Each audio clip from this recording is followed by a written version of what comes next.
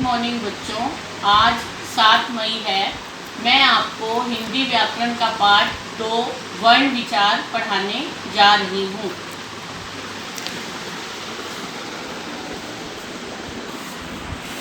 वर्ण।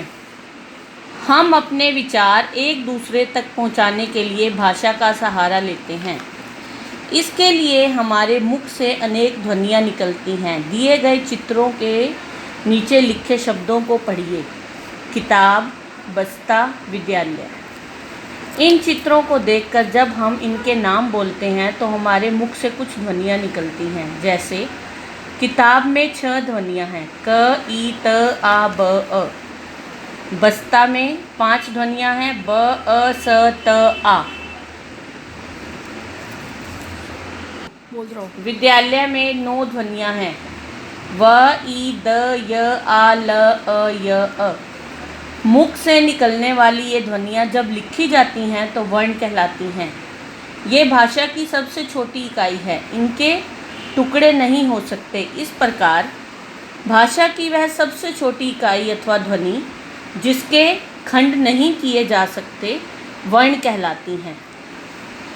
वर्ण के व्यवस्थित क्रम को वर्णमाला कहते हैं। हिंदी की वर्णमाला इस प्रकार है। स्वर में आ, ई, उ, ऋषि, ए, बड़ी ए, छोटा ओ, बड़ा ओ। व्यंजन में क, ख, ग, घ, अड़, च, छ, ज, झ, अण। और स्पर्श व्यंजन ट, ठ, ड, ढ, अण, अढ़, ढ, त, थ, द, ध, न, प, फ, ब, भ, म।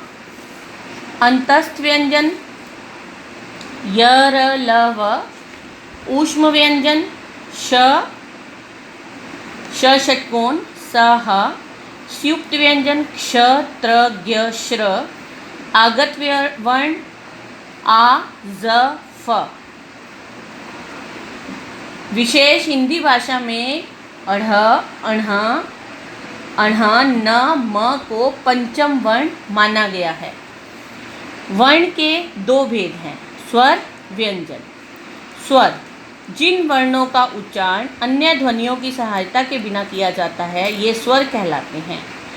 इनका उच्चारण करते समय हवा बिना रुकावट के मुंह से बाहर निकलती है। हिंदी में स्वरों की संख्या 11 है, जैसे अ से बड़े ओ तक। उच्चारण के समय के आधार पर स्वर के निम्नलिखित 3 भेद हैं। स्वर में ह्रस्व स्वर, दीर्घ स्वर, लूत स्वर। ह्रस्व स्वर इन स्वरों के उच्चारण से समय कम से कम लगता है। ये 4 हैं, जैसे अ, ई, उ, ऋषि। दीर्घ स्वर इन स्वरों के उच्चारण में ह्रस्व से दुगना समय लगता है। ये 7 हैं, जैसे आ, ई, उ, ए, बड़ी ए, ओ, बड़ा ओ।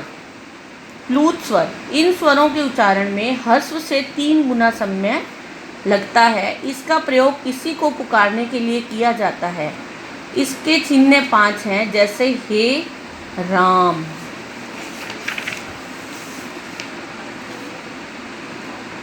स्वरों की मात्राएं। स्वरों का स्वतंत्र रूप में तो प्रयोग होता है, परंतु जब इनका प्रयोग व्यंजन के साथ होता है तो इनका स्वरूप बदल जाता है। इनके इस बदले हुए स्वरूप को मात्रा कहते हैं। व्यंजनों के साथ स्वरों की मात्राएं इस प्रकार हैं। स्वर आ से बड़े ओ तक, और ये इनकी मात्राएं हैं।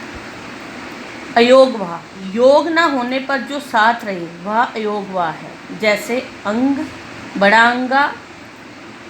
ऐसी ध्वनियाँ हैं जो स्वर हैं ना व्यंजन।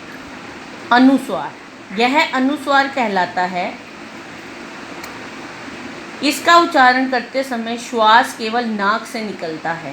अंगूर, पतंग, चंचल, हंस। अनुनासिक इस चिन्ह को अनुनासिक कहते हैं। अनुनासिक का उच्चारण करते समय श्वास मुंह और नाक दोनों से निकलती है और थोड़ी सी गर्म होती है, जैसे आँख, टांगा, पाँच, हंसना। इसे चंद्र बिंदु भी कहते हैं। विसर्ग यह चिन्ह विसर्ग का है। विसर्ग का उच्चारण आधे ह के समान होता है। इसका प्रयोग व्यंजन के आगे होता है, जैसे अतः, प्रातः आदि। व्यंजन।